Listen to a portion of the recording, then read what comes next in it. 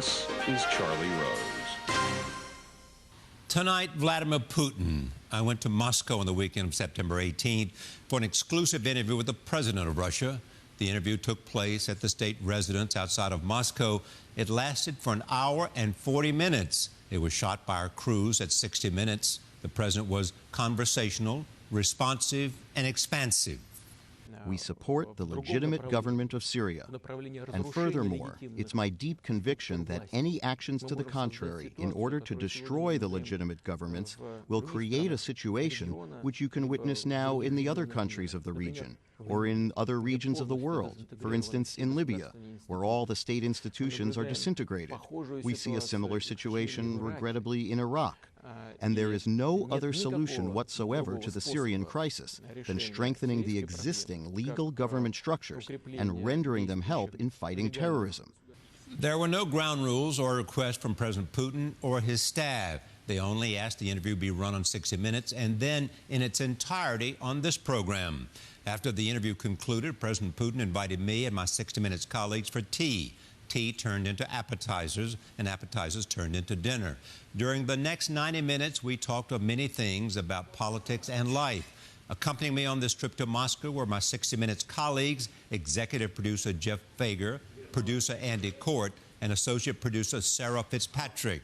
The 60 Minutes interview aired last night on the 48th season premiere of 60 Minutes. Earlier today, both President Obama and President Putin spoke at the United Nations. President Obama was first. When a dictator slaughters tens of thousands of his own people, that is not just a matter of one nation's internal affairs. It breeds human suffering on an order of magnitude that affects us all. Yes, realism dictates that compromise will be required to end the fighting and ultimately stamp out ISIL. But realism also requires a managed transition away from Assad and to a new leader. President Obama's speech was followed later by the speech of President Putin. We think it is an enormous mistake to refuse to cooperate with the Syrian government and its armed forces who are violently fighting terrorism face to face. We should finally acknowledge that no one but President Assad's armed forces and Kurds militia are truly fighting the Islamic State and other terrorist organizations in Syria.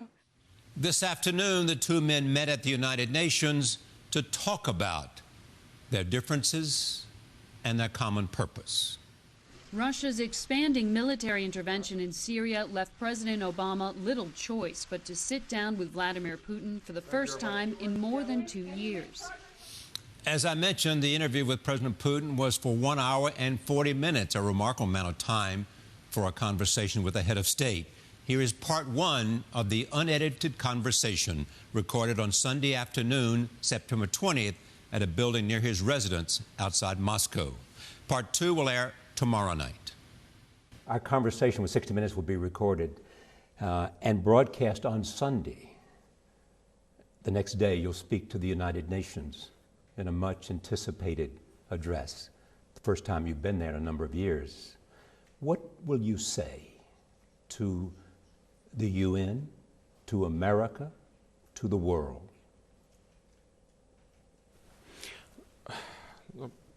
Поскольку наше интервью выйдет перед моим выступлением, то, мне кажется, было бы нецелесообразно подробно излагать все, что я собираюсь сказать, но в общих чертах, конечно, я вспомню и об истории Организации Объединенных Наций. И уже сейчас могу сказать о том, что решение о создании ООН было принято как раз в нашей стране на Ялтинской конференции.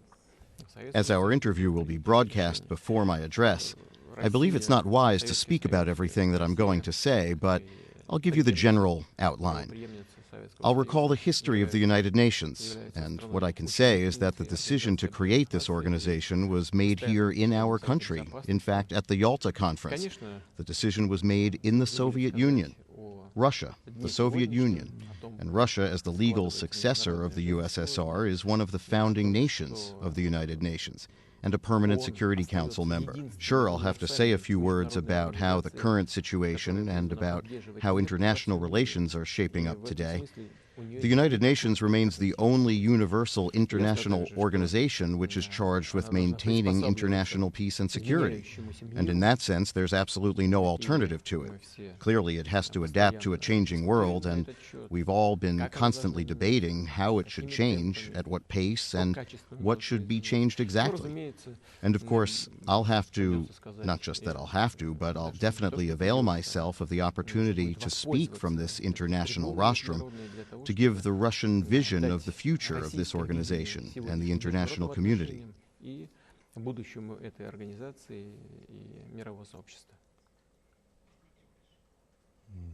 There is much anticipation that you will speak about the threat of ISIS and that your presence in Syria is related to that. What is the purpose of the presence in Syria, and how does that relate to the challenge of ISIS? Я думаю, просто не сомневаюсь, что о проблеме борьбы. I'm pretty certain that virtually everyone speaking from the United Nations platform is going to talk about the fight, about the need to fight terrorism. And I can't avoid this issue either.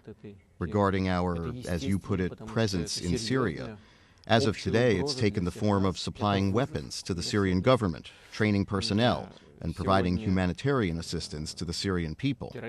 Today, terrorism is a threat for many states in the world. A large number of people suffer from their criminal activities. Hundreds and thousands, millions of people suffer from terrorism. And we're all tasked with joining efforts in order to overcome this common evil. In regards to our, as you said, presence in Syria, today it's expressed in the form of supplying weapons to the Syrian government, training of the personnel, rendering humanitarian assistance to the Syrian people. В оказании гуманитарной помощи сирийскому народу. Мы исходим из Устава Организации Объединенных Наций. We proceed from the UN Charter, which means from the fundamental principles of international law, under which any assistance, including military, can and should be rendered exclusively to a legitimate government of a country with their consent or at their request, or upon the decision of the UN Security Council. In this case, we are dealing with a request from the Syrian government to render them military and technical assistance, which we're doing within the framework of lawful international contracts.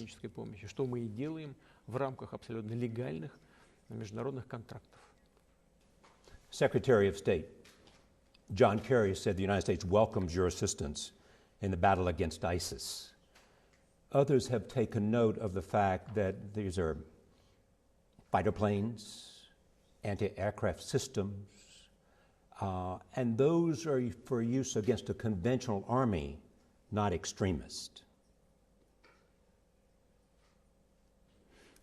Там есть только одна обычная легитимная армия. Это армия президента Сирии.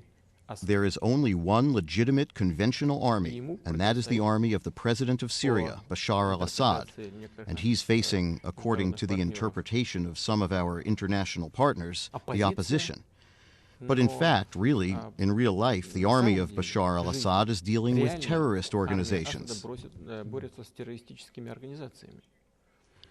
But in fact, really, in real life, the army of Bashar al-Assad is dealing with terrorist organizations.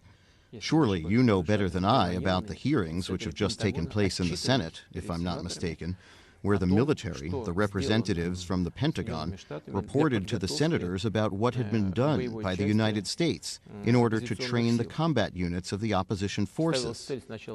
They at first had the goal to train 5,000 or 6,000 troops, then 12,000. And then it turned out they had prepared and trained all of the troops. But the only number that were fighting were 4 or 5 men. And all the others, with American weapons, defected to ISIS. That's the first point. Secondly, I believe that providing aid to illegitimate organizations is not in line with international law and the Charter of the United Nations. We support only legitimate government organizations. И в этой связи мы предлагаем In this regard, we propose to coordinate with the countries in the region to create a certain coordinated framework. некую координационную структуру. I personally informed the presidents of Turkey, the King of Jordan, Saudi Arabia, and also informed the United States, and Mr. Kerry, whom you've just mentioned, had a substantive talk with our Foreign Minister Lavrov. And our military people have been in contact, and we would be glad if we could find a common platform for joint action against the terrorists. Но и военные наши в контакте между собой обсуждают эту тему. Мы будем рады, если мы найдем общую платформу для совместных действий против террористов. So you would like to join the United States in the fight against ISIS. That's part of why you're there.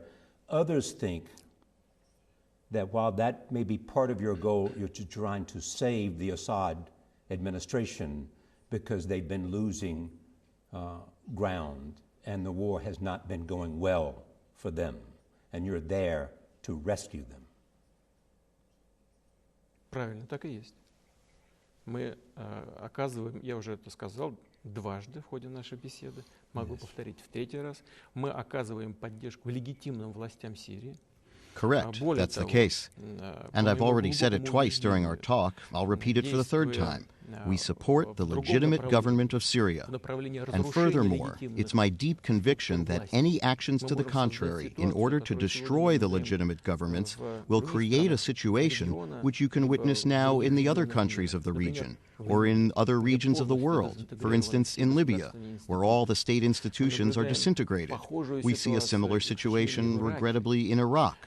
And there is no other solution whatsoever to the Syrian crisis than strengthening the existing legal government structures and rendering them help in fighting terrorism, but at the same time urging them to engage in positive dialogue with the rational part of the opposition and with conducting political reforms.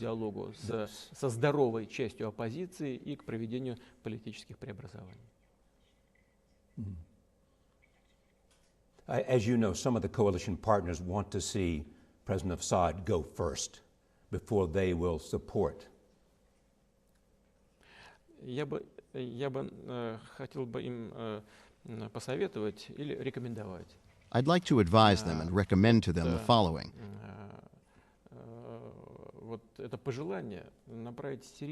They should send this wish to the Syrian people and not to Assad. It's only the Syrian people inside the country who are entitled to decide who should govern their country and how, and by what principles. I believe any advice from the outside is inappropriate, harmful, and contrary to international law. We have talked about that before. Do you think the President Assad, you support him? Do you support what he is doing in Syria and what is happening to those Syrian people, those many millions of refugees, and the hundreds of thousands of people that have been killed, many by his own force? А как вы считаете, правильно ли поступают те, кто поддерживает вооруженную оппозицию? Well, tell me, do you think those who support an armed opposition, and mainly the terrorist organizations, only in order to oust Assad are acting correctly, without concern about what will happen from the outside after all the government institutions have been totally demolished in that country? We've already been through that. I've already mentioned Libya. Just now, it was quite recently, the United States actively helped to destroy the state institutions, whether they were good or bad. That's a separate issue. But now they're destroyed, and now the United States has suffered great losses. The death of their ambassador, for instance. You see what it all leads us to. That's why we support the legitimate state structures.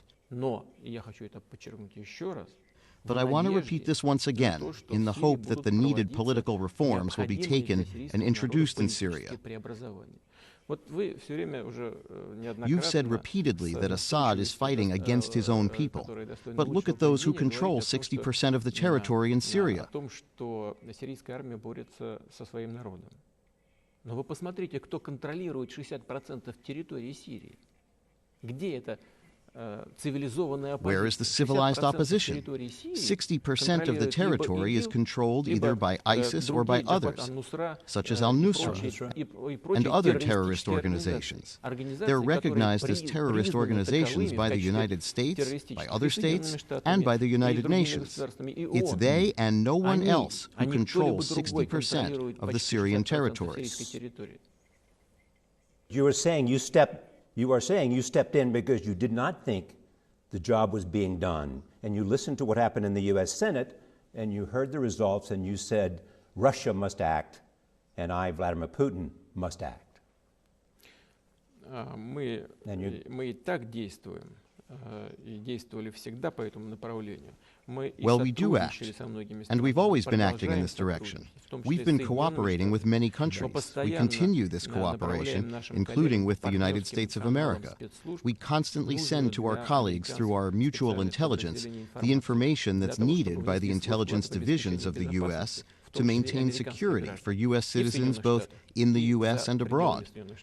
But I believe that today, such a level of coordination is not enough.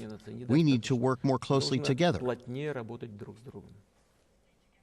But you believe that the way to do it is what? What's the strategy that you are recommending other than simply supporting the Assad regime? Да, я уже об этом сказал.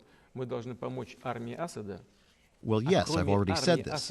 We need to help Assad's army because, besides his army, no one is fighting ISIS in Syria. I want you and your audience to finally realize that no one except for Assad's army is fighting ISIS and other terrorist groups now in Syria. No one is fighting them in Syria. And these insignificant attacks from the air, including the bombings by the U.S., don't bring any tangible solution to the issue. There must be work on the ground after the bombing. It must be coordinated. We need to understand which attacks and where they must be launched, and who will come after these strikes are made on the territory. In Syria, there is no other force beside the army of Bashar al-Assad.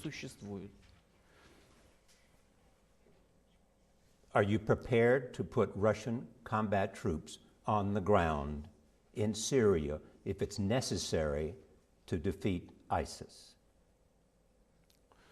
Россия не будет участвовать ни в каких войсковых операциях на территории Сирии. Russia will not participate in any troop operations in the territory of Syria or in any other states. Well, at least we don't plan it as of today. But we're considering the intensification of our work both with President Assad and with our partners in other countries. What does that mean? Это означает, что мы в боевых действиях It means that our military servicemen will not participate in combat operations directly. They will not fight. We will support the army of Assad. Airstrikes? Я имею в виду войну на боевые действия. I mean war, combat operations in Syria, the infantry, the motorized troops. What else is going to be required? Because I come back to the problem that many people look at, and they believe that Assad helps ISIS, that his reprehensible conduct against the Syrian people using barrel bombs and worse is a recruiting tool for ISIS, and that if he was removed, transitioned, at some point, it would be better in the fight against ISIS, al-Nusra, and others. Выражаясь профессиональным языком спецслужб, могу сказать, что такая оценка. Well, speaking in the professional language of intelligence services, I can tell you that this kind of assessment is clearly an active measure by enemies of Assad. That is anti-Syrian propaganda. There's nothing in common between Assad and ISIL. They have nothing in common. They're fighting each other. And let me repeat, Assad and his army is the only force which is indeed fighting ISIL. But there were reports early in the year that you were prepared, or you seemed to be pulling back a degree from your support of him, and that what you wanted to see was a negotiated political transition? Well, we think that issues of political nature in any country, including Syria, must be decided by the Syrian people, first of all. But we're ready to provide assistance to the official authorities in Syria and to the rational opposition so that they can find some common points and agree upon the political future of their country. Какие-то точки соприкосновения и договорились о политическом будущем своей страны. That's why we've organized a series of meetings between the representatives of the opposition and the representatives of Assad's government. We participated in the Geneva conference, and we're ready to act in this direction in the future, pushing both sides, the official authorities and the opposition, to negotiate through peaceful means. Here is what the Washington Post said in an editorial today. Into the vacuum of American leadership,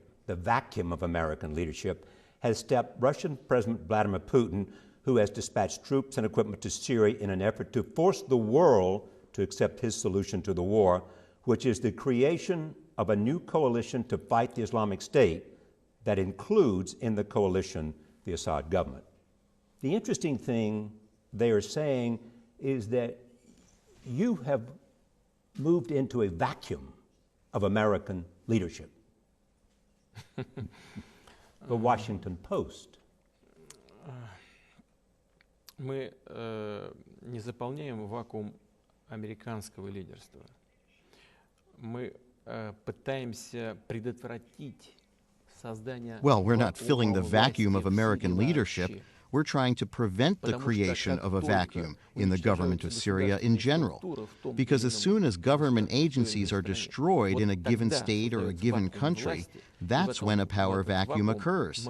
And at that moment, it will be instantly filled with terrorists. That was the case in Libya, and that was the case in Iraq. That was the case in some other countries, in Somalia, and this was the case in Afghanistan as well.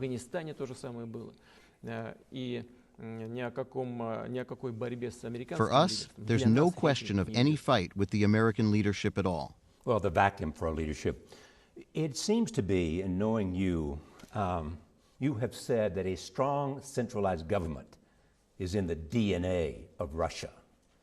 You know, and you have a huge fear, as you suggest, in anarchy, maybe in Syria and in other places, of no strong government. That's the fear that Vladimir Putin has. Well, I'm not saying that there's no strong government in the country. I'm saying that if there is no government at all, then there will be anarchy and a vacuum. And this vacuum and anarchy will rapidly transform into terrorism. As you know,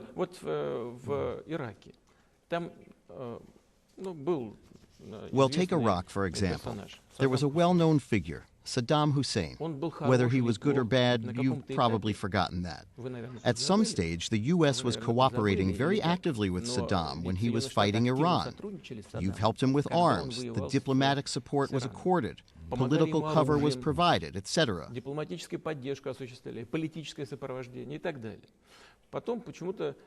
Then, for some reason, you had a falling out and the U.S. decided to eliminate Saddam.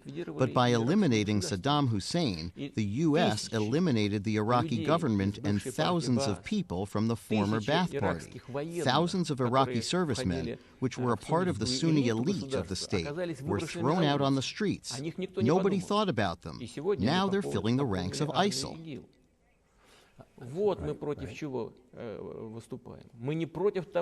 That's what we're fighting against. We are not against some country showing its leadership somewhere. We're against thoughtless actions that result in such negative situations that are hard to correct. As you know, a recent visitor to Moscow was the leader of the Quds forces from Iran, Qasem Soleimani, General Soleimani. What role will he play in the Quds forces in Syria? And what did you two decide is necessary?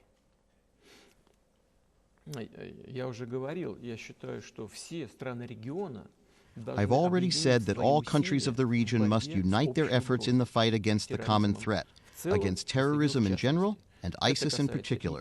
This refers to Iran and Saudi Arabia, despite the fact that relations between these two countries are not at their best. But ISIS poses a threat to both states. This refers to Jordan, Turkey, in spite of the fact that there are some issues there with regard to the Kurds. But the settlement of the situation, as I believe, is of interest for all.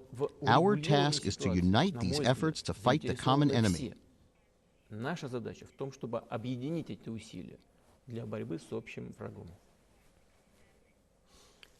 Much is being read into this, including this, that this is a new effort for Russia to take a leadership role in the Middle East, and that it represents a new strategy by you. Is it? Нет, нет. Мы уже упомянули, что заставляет нас и оказывать возрастающую поддержку. No, not really.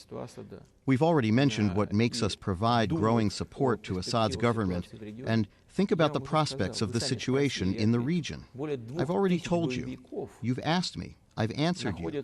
About more than 2,000 fighters are in the territory of Syria from the former Soviet republics. There's a threat that they'll return to us. So instead of waiting for their return, we should help Assad fight them in the Syrian territory. So this is the most important motivation, which pushes us to provide assistance to Assad. And in general, we want the situation in the region to stabilize, so that there will be no new Somalia cases there, because it's close to our borders. We want to develop normal relations with these countries. We've traditionally had good relations with the Middle Eastern countries, and we hope that this will continue in the future.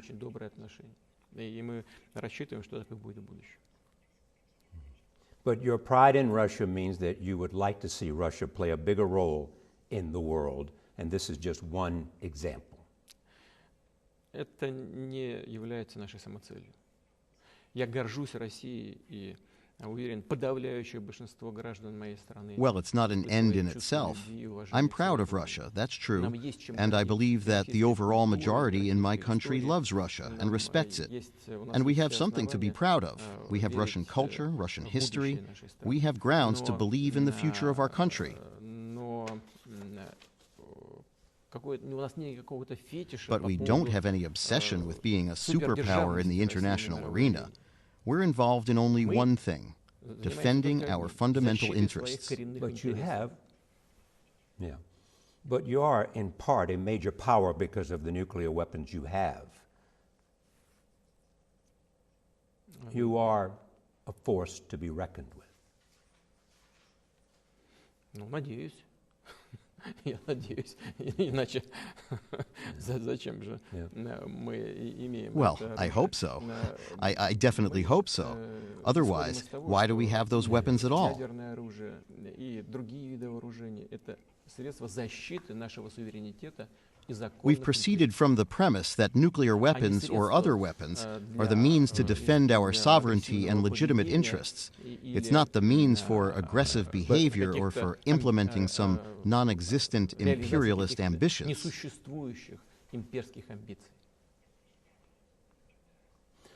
When you go to New York for the UN, will you request a meeting with President Obama? Such meetings are planned beforehand. President Obama, I believe, during such events does not have a second to spare. There are an enormous number of delegations from all over the world. A second to spare for the President of Russia?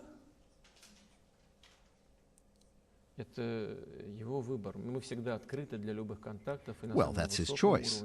We're always open to any contact on the highest level, at the highest levels of ministries, agencies, intelligence services. But if the President finds a few minutes to meet me, that'll be great. I'll be happy to meet with him. But if due to circumstances he's not able to do that, well, nothing to worry about. We'll have a chance to speak at the Group of 20 meeting. Oh, come on. Come on. You know, you'd like to sit down with the President and say, look, I have a plan for Syria. Let's work together. Let's see what we can do. Not only let's work together on Syria, Let's see what we can do on other things. Вы знаете, дело вот в чем. Дело в том, что вот такие серьезные вопросы. Well, you know, the thing is, such serious matters are discussed. The eyes are finally. Well, you know, the thing is, such serious matters are discussed. The I's are finally dotted at the highest level between the presidents. But they're prepared during consultations by ministries, by military agencies, by intelligence services if necessary. It's a lot of work. So if the work is ready to complete, then there's a special point in meeting. But if they're not at the final stage yet, then we can meet with President Obama, talk to each other, shake hands. But I believe I'm ready to engage in this contact always. Yeah, leadership comes from the top down. And if you're going there to make a big speech, you want the President of the United States to fully be on board as much as he can. I mean, why don't you pick up the phone and call up and say, as you did after our conversation in St. Petersburg, you telephone the president again and say, let's make sure we spend some time. The issues are too critical, and two of us can do better than one of us. Да, и я так делал, я звонил президенту Обаме. Well, you're right. I did call President Obama about these very issues. That's true. And that's the usual practice of our interaction. There's nothing extraordinary. Let me repeat. Any personal meetings are prepared as a rule by our staffs. We're ready, but I'm telling you for the third time now, that does not depend on us. That does not depend on us. If the Americans want a meeting, we'll have a meeting. You need no preparation, none, because you deal with these things every day. You need no preparation to see the President of the United States, nor does he. It's diplomatic nicety you're suggesting, and not. But I hear you. You're prepared to meet him. How many years have you been working as a journalist? More years than I want to remember. It's difficult for me to give you advice as to what you're prepared for or not prepared for. Why do you think you can give me advice in regard to what I'm ready for or not, when it's not my first term as president? But that's not what's most important. What's most important is that Russia, the president of Russia, and all my colleagues are ready to engage in these contacts at the highest level, at the government level, at the level of the ministries.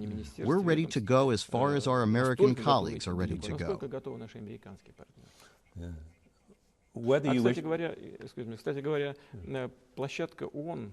So, and by the way, the UN platform was created to seek compromise, to engage in negotiations. Definitely, if we use this platform, that will be good. Let me ask you this. What do you think of President Obama? What's your evaluation of him? I don't think I'm entitled to give any views regarding the President of the United States. That's up to the American people.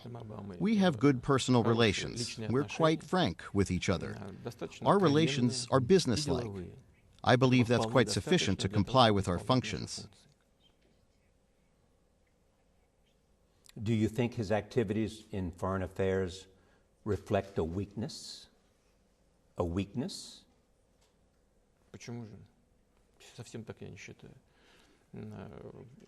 Понимаете, дело вот в чем. Дело в том, что в любой стране, в том I don't числе think и в so at all. Соединенных Штатах. You know, I believe that in any country, and in the United States, I believe more often than in any other country, political factors are used for domestic political battles. In the U.S., the presidential campaign is coming up soon, so they're playing either the Russian card or some other. All sorts of accusations are made against the current head of state and political opponents.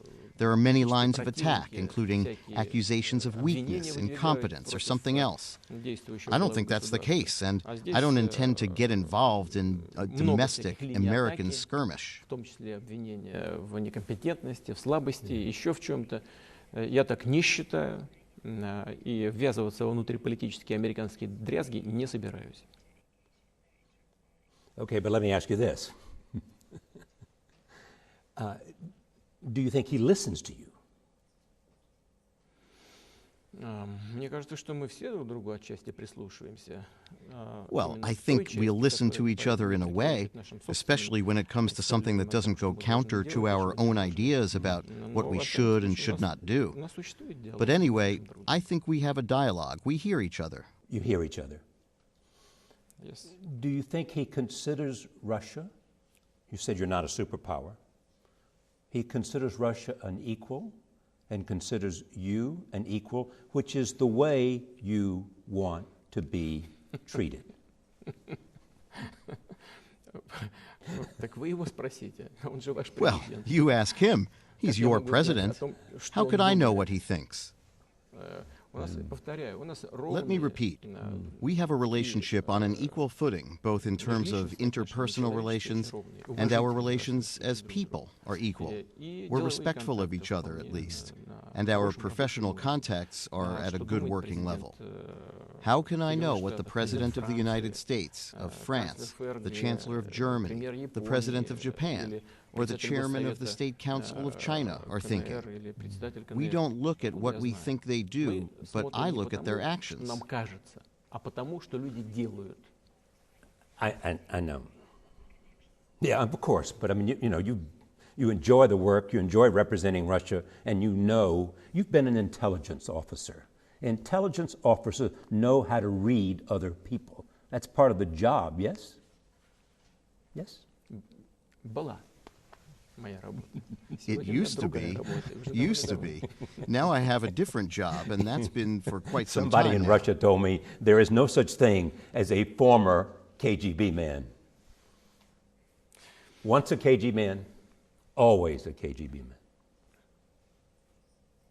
Вы знаете, вот Not a single stage of our lives passes without a trace. No matter what we're involved in, no matter what we do, all this knowledge we acquire, all the experience will always remain with us, and we carry it further and will use it somehow. Well, in this sense, yes, they're right. A CIA operative once said to me that one of the training you have is you learn the capacity to be liked as well, because you have to charm people. You have to charm people. You have to, yes, seduce them. Well, if the CIA told you, then that's the way it is, because they're not bad specialists in this. Think out loud for me, though. Think out loud, because this is important. How can the United States and Russia cooperate in the interest of a better world? Think out loud. Мы все время над этим думаем. We're always thinking about that.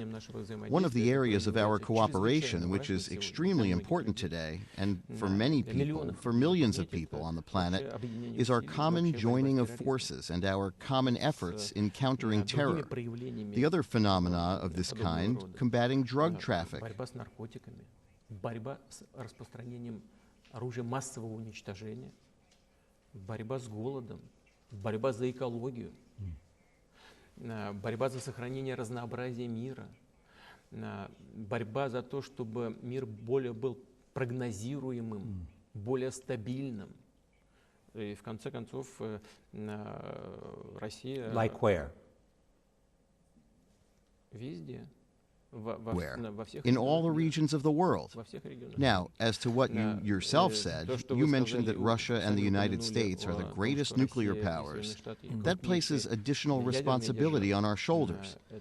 We manage to work together along certain lines. We get along, especially when it comes to Iran's nuclear program. We work together, after all, and in general, we have attained quite positive results. Мы же работали вместе и в целом добились положительного результата. How did that work? Because the president has often cited you for the assistance that you gave to reaching a final accord. What did you do? What did your negotiators contribute? Your Foreign Secretary Lavrov. Дело в том, что Well, as strange as that may seem, the interests of the United States and Russia do sometimes coincide. And in this case, when I just told you that we have a particular responsibility incumbent upon us for the non-proliferation of WMDs in this area, Yes. our interests do precisely coincide. That's why, together with the United States, we've been engaged in consistent, intensive work of the resolution of this issue. But Russia was guided not only by those considerations, but also by the fact that Iran is our neighbor. It's our traditional partner. And that's why we wanted the situation around Iran to be normalized. We believe that after normalization and the resolution of this problem, the security situation in the Middle East will strengthen. In that regard, our evaluation of Iran's nuclear program pretty much coincides with America's. As you know, the Republicans are running for president, and it's a big debate, and they all are against the Iran nuclear deal. What would you tell them? I've already said that. If you want me to repeat it, I can. I'm confident that the agreements correspond to the interests of international security and strengthens the situation in the region. It puts definite, serious barriers in the way of WMD proliferation because the IAEA will fully and comprehensively monitor the situation. And that normalizes the situation in the Middle East in general because that helps us to construct normal, business-like partners and political relations with all the countries in the region. You have a popularity rating in Russia that would make every politician in the world envious. Why are you so popular?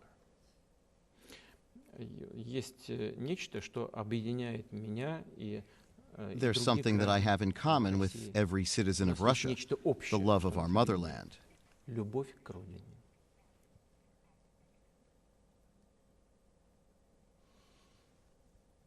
Many of us were moved by an emotional moment at the time of the World War II memory because of the sacrifices Russia had made. And you were seen with a picture of your father with tears in your eyes.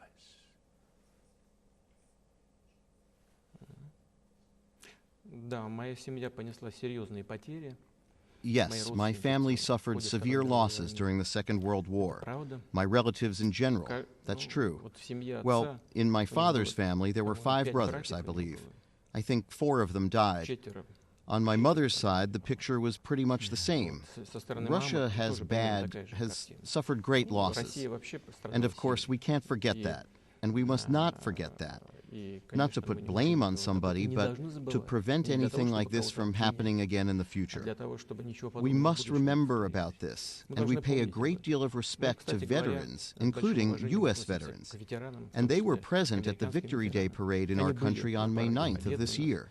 We remembered the sacrifices made by all the countries, such as Great Britain and China. We remember this. And I believe that is our common positive memory about the joint fight against Nazism. And this will continue to be a good platform to overcome those difficulties that we're facing today.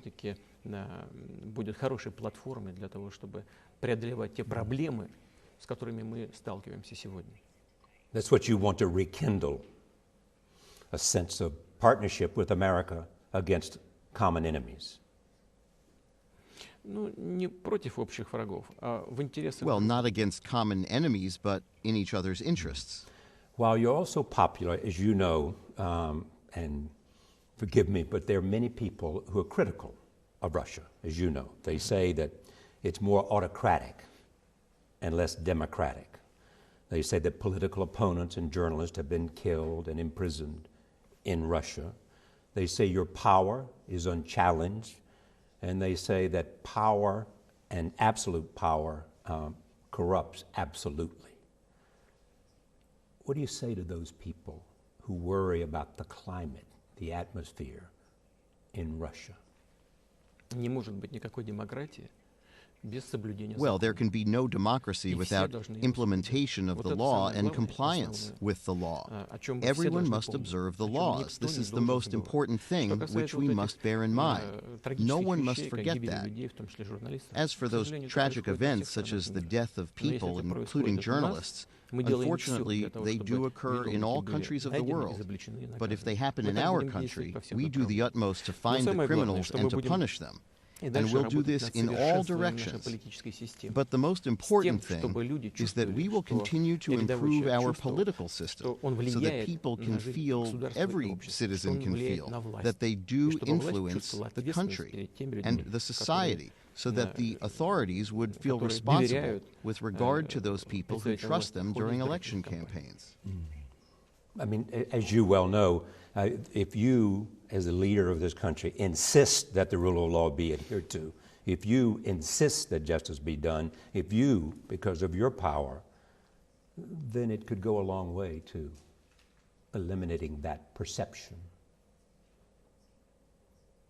Ну, можно многое, но не у всех и не все сразу получается. Well, a lot Вот can be в done, Соединенных but Штатах сколько not everyone демократический succeeds with процесс everything from the развивается? very start. Ну, с самого So начала here, how создания long did it Соединенных Штатов. take the democratic Ну, а что process сейчас to вы develop считаете, in the что всё United решено States? с точки зрения Since the демократии? very beginning Если of the бы всё было creation решено, of the то не United было бы States? проблемы Do you Фергюсона, believe that правда? everything is perfect Не now было бы from the других point of view of проблем подобного democracy? рода.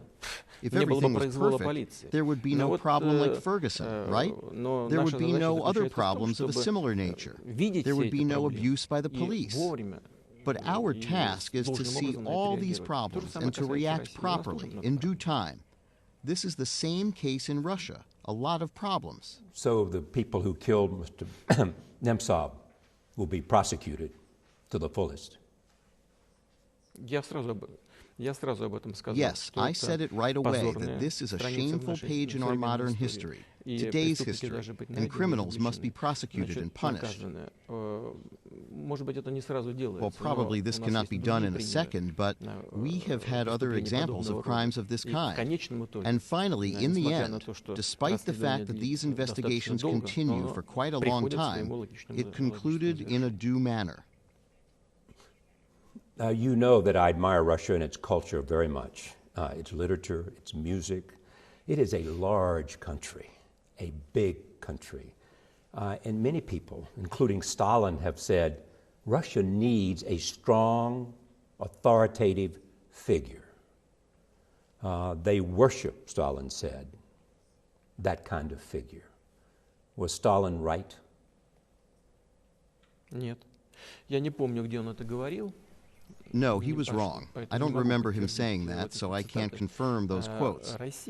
Russia, as any other country in the world, needs just principles for state structure rather than dictators. Russia needs these principles which flexibly respond to these changes inside the country and outside the country. That's what Russia needs. Изменения мира внутри страны и вовне. Вот что нужно России.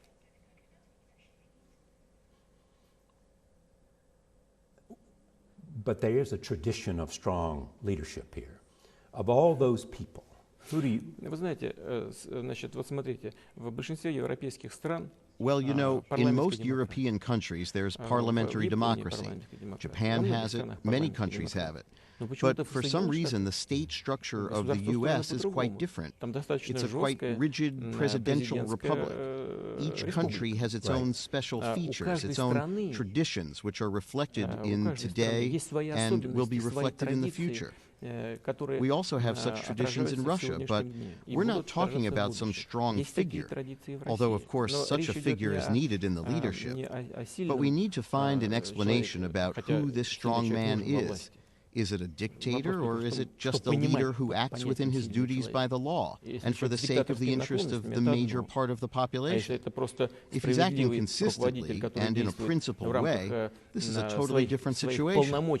So I believe that Russia does need such people, the second type I've mentioned. И принципиально, то это совершенно другое. Вот я считаю, что Россия вот в таких людях a second class. Russia needs that much more than just people with dictator pretensions. As you know, some have called you a czar. Ну и что? Меня Well, what of it? по-разному You know, называют. people call me different names. Does the name fit? У нас нет. У нас, знаете, No, говорят, it doesn't fit хоть me. горшком называйте. You know, we только have a в saying, печку не ставь. call me a pot if you want, just don't put me in the oven. It's not important what you're called, whether by your well-wishers, friends, or your political opponents. What's important is what you yourself think about what you must do for the interests of the country, which has entrusted you with such a position, with such a post, as the head of the Russian state. Такое место, такой пост, как глава российского государства. Are people in Russia fearful of you? Думаю, что нет. I think not. Я исхожу из того, что большинство людей мне доверяет. I proceed from the fact that most people trust me if they vote for me at the election. And this is the most important thing. It places enormous responsibility on me, colossal. And I'm grateful to people for this trust, but at the same time, I feel this huge burden of responsibility for doing what I do and for the results of my work. Well, as you know, in America, you're much talked about in America. There's much conversation, more so than any... Maybe they have nothing else to do in America but to talk about me. No, or maybe they're curious people. Or maybe you're an interesting character. Maybe that's what it is. But they see this, first of all, a strong leader who presents himself in a strong way. They know of a former KGB agent who came back and got into politics in St. Petersburg and became deputy mayor and then came to Moscow. And the interesting thing is they see these images of you bare-chested on a horse, and they say, there is a man who carefully cultivates his image of strength. I'm asking... Знаете, мне кажется, что... You know, I'm convinced that a person who occupies my post must provide a positive example to people. And those areas where he can do this, he's obligated to do this. В тех областях, где он может делать это, он делать это обязан. In our country, in the 1990s and early 2000s, we had a very severe situation with the social sphere. The social security system was destroyed. A lot of problems emerged that we still, to this day, cannot effectively resolve fully. In the sphere of healthcare, in the development of sports, and I think that a healthy lifestyle is extremely important. Это чрезвычайно важная вещь, And it's the foundation of the resolution of many crucial problems, including the health of the nation. В том числе и здоровья нации. Невозможно с помощью таблеток. It's impossible to solve the healthcare problems of millions of people only by using pills. People need to have the habits or passion, or there even has to be a fashion of healthy lifestyle, of sports. So I believe that this is a right thing when not only I, but other colleagues like heads of government, ministries, and legislators of the State Duma, when, as today, for example, they participate in the two distance marathon races,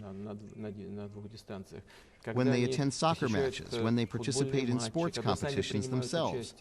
So this is, well, including from, this is where the love of millions of people of sports comes from. Не только, но в том числе. Зарождается интерес или любовь миллионов людей к занятиям физической культурой и спорту. Я считаю, что это I think it's extremely important. May I suggest, I hear you, and that is important.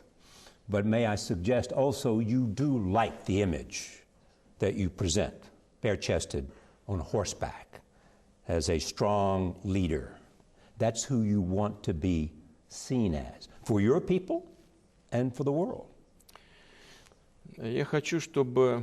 I want everybody to know that Russia as a whole, and the leadership of Russia in particular, are something effective and properly functioning. И должным образом функционирующее, что это все вместе и сама страна, that all together, Russia, both the country itself and these institutions, its leaders, are healthy people, competent people, who are ready to cooperate with our partners wherever they are, whether in the fields of sports, politics, or cooperation in the fight against these threats.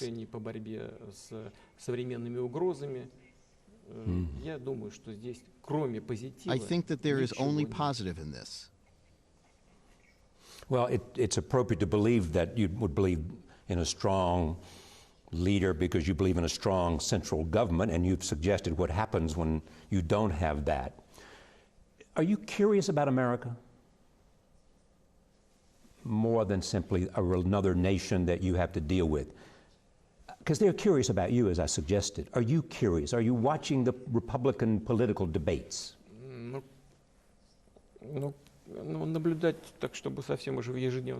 Well, I wouldn't say I watch them daily, no. But of course we're curious about what's going on in the U.S. It's a major world power, an economic and military leader. So, of course, America exerts great influence on the situation in the world in general. And of course we're interested in what's going on. And we keep a close watch, but I don't watch the internal political saga on an everyday basis. I'd say more likely no. Yeah. Because if you watch that, I mean, it's Donald Trump says, you know who he is. He said he would like to meet you because he thinks the two of you would get along. And Donald Trump. Да, я слышал, да, я слышал. Ну, мы будем рады. Yeah, I heard that. Well, we'll be glad to have any contact with the next president of the United States. Any person who gains the trust of the American people can count on the fact that we will work with him.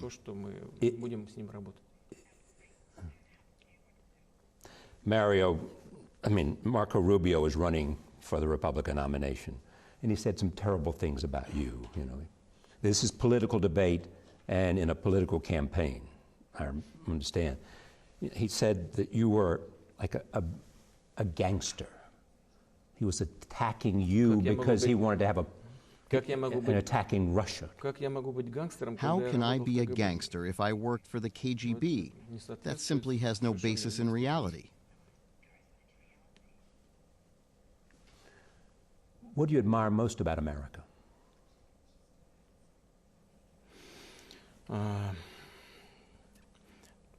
Творческий подход к решению. I like the creativity when it comes to your tackling problems. Their openness, because it allows them to unleash the inner potential of their people. And thanks to that, America has attained such great results in developing their country. Потрясающих успехов в развитии в своем развитии. Russia had Sputnik. You were there before the United States. Russia has extraordinary astrophysicists. Russia has extraordinary leaders in medicine and in science and in physics. I mean, do you hope that what you can do is restore that leadership and create the same kind of innovation that you just admired America for? And how will you do that?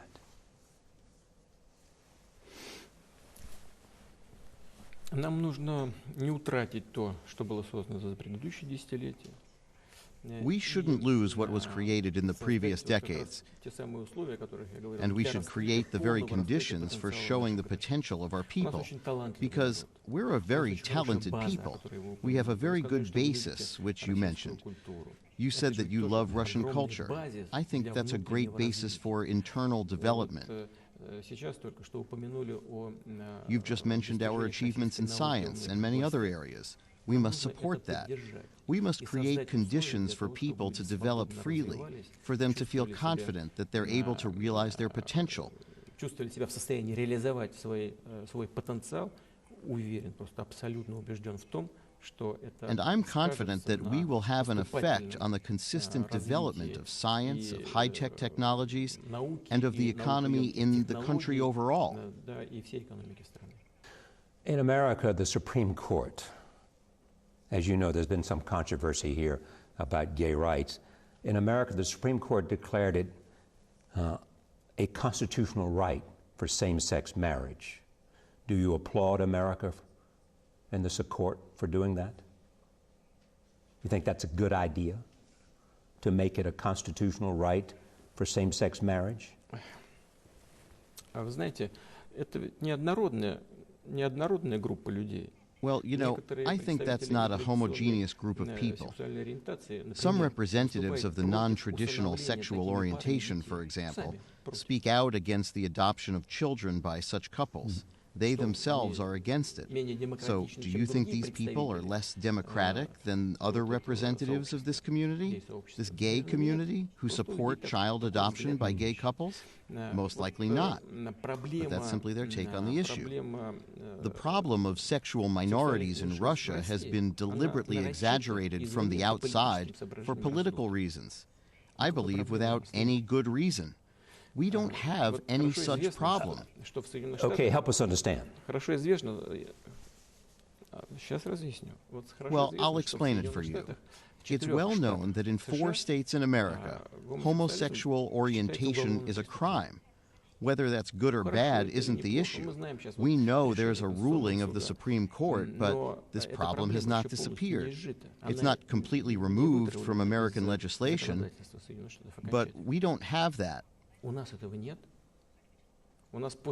So you would condemn that? Yes, I condemn that. I believe that there should not be any criminal prosecution or any other prosecution or infringement of people's rights on the basis of their race, ethnicity, religious, or sexual orientation. That should be excluded in the modern world. Так вот у нас этого и нет. У нас была, если мне память не изменяет, в Уголовном кодексе РСФСР 120-я статья. If my memory doesn't fail me, we had Article 120 of the Criminal Code of the RSFSR, which had prosecutions on the basis of homosexuality. We've abolished all of that. We have no persecution at all. People of non-traditional sexual orientation live in peace. They work, they get promoted, they get state awards for their achievements in science and the arts and other areas. They receive medals. I personally have awarded them medals. But this is what the question was: a ban on propaganda of homosexuality among minors. I don't see anything undemocratic in this legal act. I only proceed from the fact that we should leave children in peace. We should give them a chance to grow, to realize who they are, and to decide for themselves. Who is this person? What does he consider himself to be? A man or a woman? Do they want to live in a normal, natural marriage or a non-traditional one? That's all. I simply don't observe here any infringement of the rights of people of non-traditional sexual orientation. I believe this has been a deliberate exaggeration with the purpose of making a group of people from Russia for the purpose of making an enemy of Russia for political considerations. I believe this is one of the lines of attack against Russia.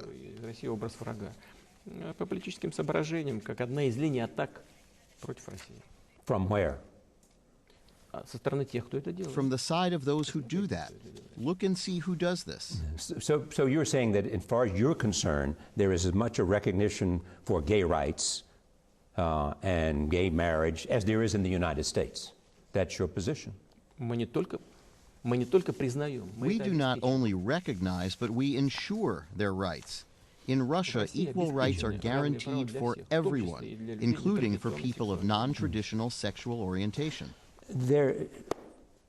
Ukraine. You and I have talked about Ukraine before. Many believe that as a result of what happened in Ukraine and Crimea, the United States and the West imposed sanctions. And those sanctions have hurt Russia. And that you believe by reemerging and in trying to be a positive force around the world and in Syria, that it might somehow lessen the focus on Ukraine. Не очень. Чтобы отвлечь внимание от украинской So do you mean that will help to somehow distract the attention from the Ukrainian crisis? Yes. So our actions in Syria are aimed at distracting? Is that what you mean? No. Ukraine is a separate and major issue for us. Syria is a different issue. And I told you why. We don't want the disintegration of Syria. We don't want the return of terrorists and of those who engage in warfare coming back to Russia. So there's a whole complexity of problems. When it comes to Ukraine, that's a separate issue. It's our closest neighbor. We've always said that it's our brother country. It's not only the Slavs. Our languages are very similar. We have common history, common culture, common religion, and many things in common. What I believe is absolutely inadmissible is the resolution of internal political issues in the former USSR republics through color revolutions, through coup d'etat, through unconstitutional removal of power. Переворотов и неконституционным способом смещения власти действующей. Вот это абсолютно неприемлемо. That is totally unacceptable. Our partners in the United States have supported those who ousted Yanukovych. You believe that the United States had something to do with the ousting of Yanukovych, and he had to flee to Russia.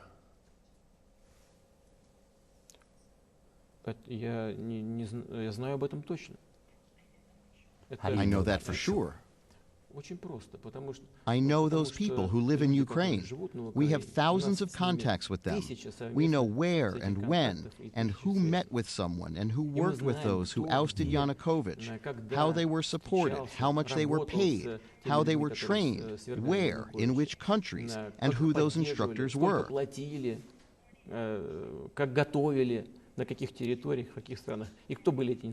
We know everything. And our American partners don't try to conceal that anyway. They said, yes, well, we did. We did train them. And we spent that much money. And it amounts to $5 billion. So there's no secret about it. Yeah, but I mean, you're suggesting that this... Nobody's even arguing against that.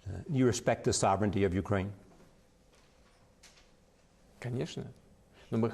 Sure, but we want other countries to respect the sovereignty of other countries, and Ukraine in particular. Respect for sovereignty means to not allow unconstitutional action and coup d'etat, the removal of legitimate power. How will that is something that should not be... How will the renewal of legitimate power take place in your judgment? How will that come about? And what role will Russia play?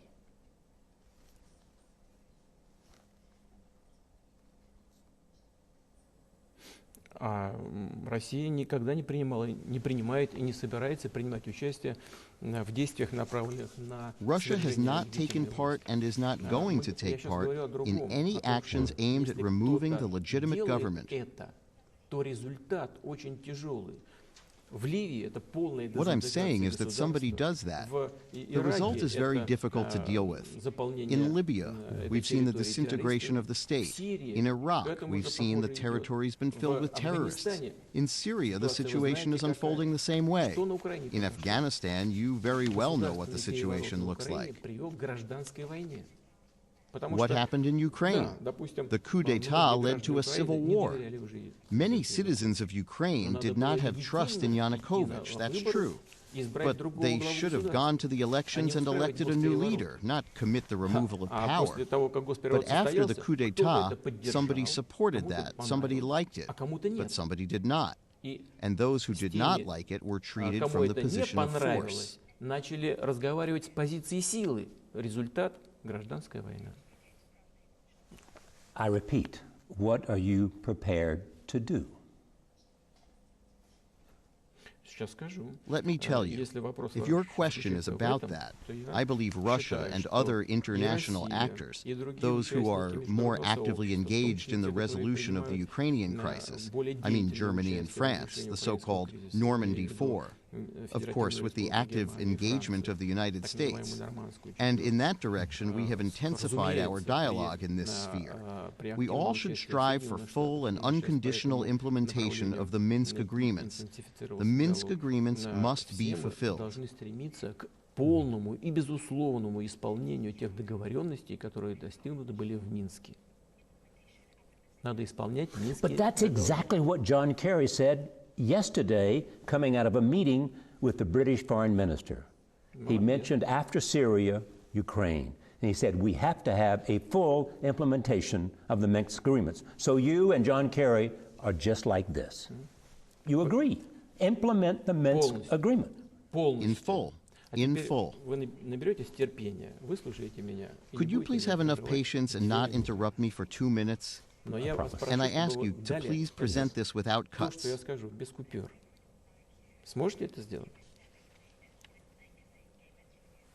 Can you do this? Do you have enough power to do this, to present it without cuts? Yes. Исполнение Минских соглашений означает, там несколько пунктов, я скажу о главном. The implementation of the Minsk agreements means there are several articles, but I'll speak about the main point so that the situation in Ukraine changes fundamentally. Первое. Нужно принять изменения. There should be political reform. That's first. There should be constitutional changes. That's what's set forth in the Minsk agreements. Теперь самое главное. Then, most important, the Minsk agreements state this should be done in coordination with Donetsk and Luhansk. Это принципиальный вопрос. And that is a matter of principle. Ukraine, there are reforms introduced in the constitution in the first reading, but there's been no coordination with Luhansk and Donetsk at all, and no one even intends to coordinate anything with them. That's point one. Point two, it's stated in the Minsk agreements that there should be the implementation of the law.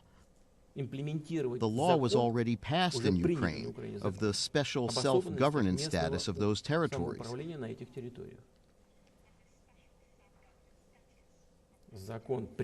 They've adopted this law. Its implementation has been postponed. That means that the Minsk agreements are not fulfilled on this point. And third, there should have been the amnesty law. How can one engage in a dialogue with people from Donbass and Luhansk and Donetsk if they're all being prosecuted? They're all being brought legal charges against them. That's why the Minsk agreements say that a law on amnesty must be adopted, but it's not been adopted. And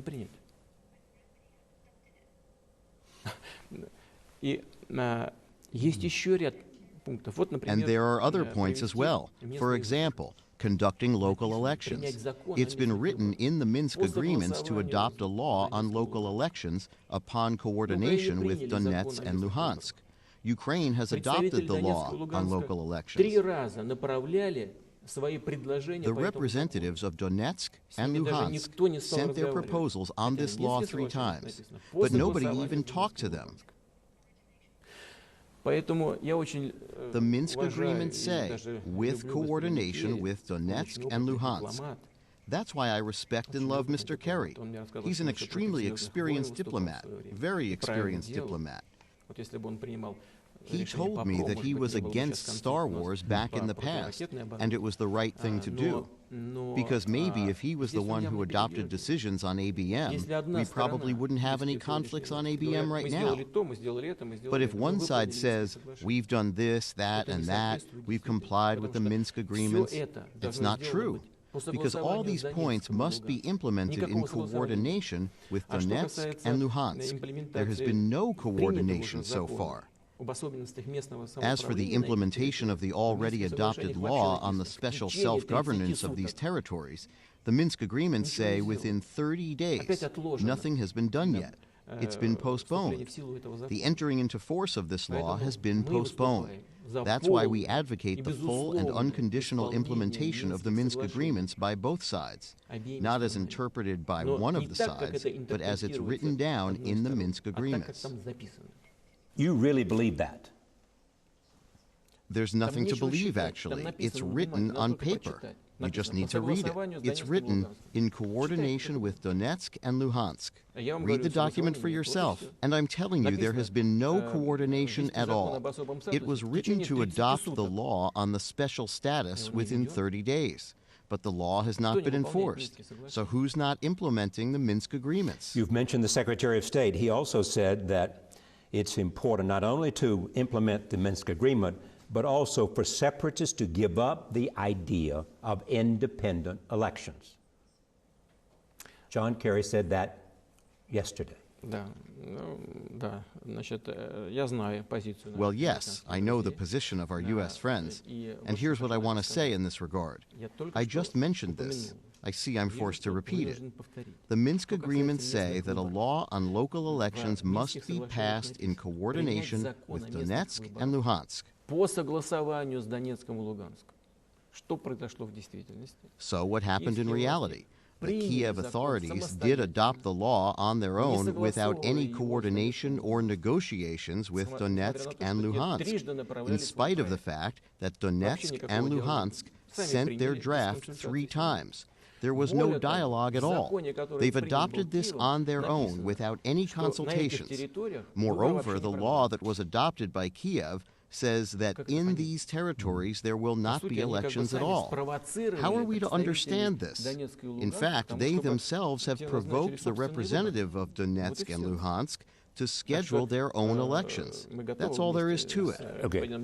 So we're ready together with Mr. Kerry to discuss all of this, but we need to prod both sides to implement what they've put their signatures to, rather than to pass off as something good what they've done on their own initiative. I hear you, but I wanted to repeat that because Secretary Kerry emphasized separatist elections. I did hear you. Here is what I think. Well, he's being cunning. As Secretary of State and as a diplomat, he's being cunning. It's quite normal for his profession and for his work. All diplomats are quite cunning. So is he. You would never do that, would you? No, I would never do that. I'm not a diplomat. What are you? How do you see yourself? I'm a human being. I'm a citizen of the Russian Federation. I'm a Russian. You also have said that the worst thing that happened last century was the collapse of the Soviet Empire. There are those who look at Ukraine, especially Ukraine and Georgia, and they believe that you do not want to recreate the Soviet Empire, but you do want to recreate a sphere of influence which you think Russia deserves because of the relationship that has existed. Why are you smiling? Why? You're making me happy because we're always suspected of some ambitions, and they always try to distort something or hint at something. I indeed said that I believe that the collapse of the USSR was a huge tragedy of the 20th century. You know why? Because first of all, in a single instant, 25 million Russian people found themselves beyond the borders of the Russian Federation. Here they had been living within the borders of a unified state, and always traditionally the Soviet Union had been called Russia, Soviet Russia. Well, this was Greater Russia. Then all of a sudden the USSR collapsed, just overnight in fact, right? And it's turned out that in former Soviet republics there were people, Russian people, numbering 25 million. They had been living in a single country, and all of a sudden, they turned out to be abroad. You can imagine how many problems arose. First of all, there were everyday problems, economic problems, social problems, the separation of families. You can't list them all. Do you think it's normal that 25 million people, Russian people, wound up abroad all of a sudden? Russians turned out to be the largest divided nation in the world today. Is that not a problem? Well, not for you, but it's a problem for me. And what do you intend to do about it? What we want to do is use modern civilized processes to preserve, at least at a minimum, the common humanitarian space. To make it so that these state borders do not get in the way, so that people can communicate freely among themselves, so that we can develop our economies jointly, We want to take advantage of those benefits of the former USSR that we've inherited. What are these benefits? Joint infrastructure, a unified railroad system, a unified highway system, a unified energy system, and finally, if I dare say it, the great Russian language which unites all former republics of the Soviet Union and which gives us evident competitive advantages when promoting various integration projects in the territory of the post-Soviet space. You've probably heard that we first established the customs union and then we've transformed it into the Eurasian Economic Union. So when people can communicate freely and move freely, when workforces, goods, services, and capital move freely, there are no state lines when we have our common rules and legal regulation in the social sphere, for example. Then this is quite enough. People must feel free. But do you have to use and show military force to accomplish that objective? No, of course not. You have a military presence on the border of Ukraine, and some even argue that there have been Russian troops in Ukraine. Well, you have a military presence in Europe. Yes. The tactical nuclear weapons of the United States are in Europe. Let's not forget that. What does that mean? Does it mean that you've occupied Germany, or that you renounced the occupation of Germany after World War II, and then you have only transformed the occupation forces into NATO forces? One could put it that way, but we're not putting it that way. And if we have our military forces on our border, on our territory, on the border with some state, you believe this is a crime? I didn't say a crime. Well, in order to run these activities that I've told you about, this economic, humanitarian, and social integration, military force would not be needed at all. We've built our customs union, the Eurasian Economic Union, not with the use of force, but through seeking a compromise. This is a complicated process, a difficult, long-standing process, through negotiations and through the search for a compromise on mutually beneficial and acceptable conditions, with the exception that we would create for our people and for our economies more effective advantages in world markets and in the international arena in general. So while we're talking about this, tell me about the Baltic states and your intentions towards the Baltic states. Well, we'd like to build friendly relations with them. There are a lot of Russian people living there who remained after the Soviet Union. They're violated there. Their rights have been violated. You know that in many Baltic states, they have invented some new thing in international law. This has been the case up until now regarding citizenship. A citizen, a foreigner, a person without citizenship, and dual nationals, that is, people with dual citizenship. The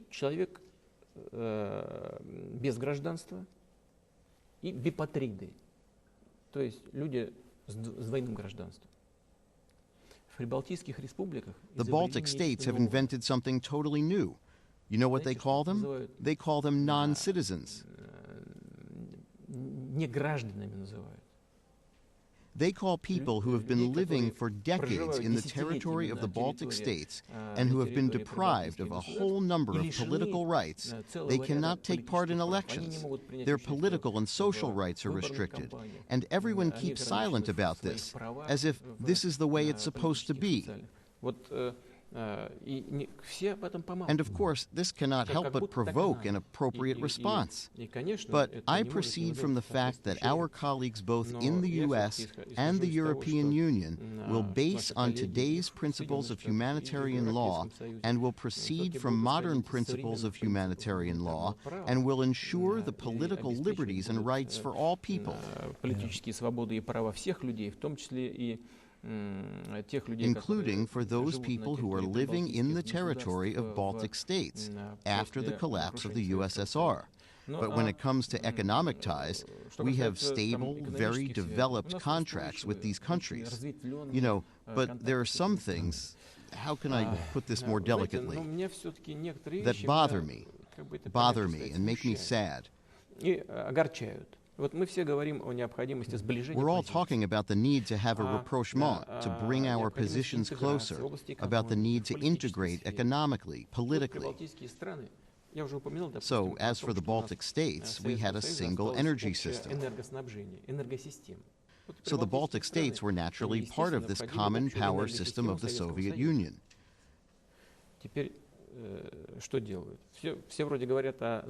Now, what are they doing? Everyone's talking about rapprochement, Russia and the European Union.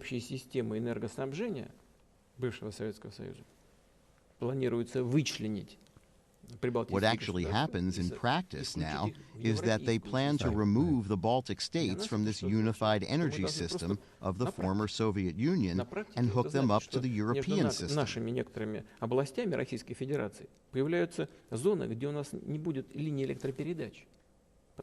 So what does that mean for us in practice? It means that among some of our regions in the Russian Federation, there will be some zones where there will be no electric power lines.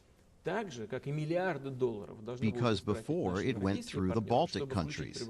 And so it means that, once again, spending billions of US dollars, this system must be built from scratch, just as our European partners will have to spend billions of dollars to hook up the Baltic states to their energy grid.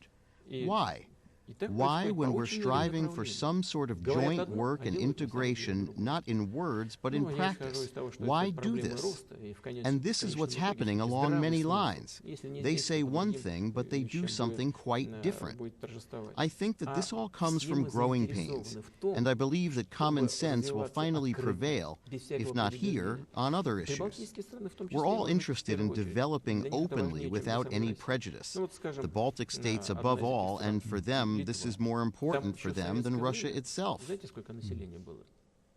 Take one of the countries, Lithuania, for instance, in the Soviet era. Do you know what the population was? 3.4 million people. And now, I checked the latest references, 1.4 million. Where did the people go? Down. In that country, yes. Over half the citizens left the country. Can you imagine what would happen if half the American population left the U.S.? It would be a disaster. What does that tell us? That tells us that the links that were lost, above all in the economy, have a negative impact on us, and on Russia as well. That's why I'm deeply convinced that we should abandon the phobias of the past. We should look ahead and act based on the international law to build good neighborly relations on an equal footing. And eliminate sanctions. Well, if someone likes to work so much through using sanctions, go ahead, you can do that. But it's harmful. It goes against international law, as I've mentioned, first of all. And secondly, tell me where the policy of imposing sanctions has been effective. Nowhere, especially with regard to a country like Russia. Even your friends worry about the Russian economy because of sanctions first, but also declining oil prices. You know, is that a huge challenge for you? Is that a troubling global economic reality? You know, as I said, sanctions are illegal actions which violate the principles of the world economy, the principles of the WTO, the United Nations, because sanctions can be introduced only by the decision of the UN Security Council, because unilaterally that is a violation of international law. Well, let's leave it aside. Of course sanctions are harmful. But they're not the main reason for the slump in the growth of the Russian economy or other problems related to inflation. The main reason for us really is the drop in prices on the world market for our traditional export commodities, such as oil and gas and some other goods. Вот это главное. Но санкции, они, конечно, добавляют сюда. When it comes to sanctions, they add to the negative side. They do have an influence one way or another, although they don't have a capital, fundamental importance for our economy. You can survive sanctions. Это само собой, это даже... Well, that goes without saying, no doubt. It's beyond discussion. Есть даже определенный плюс.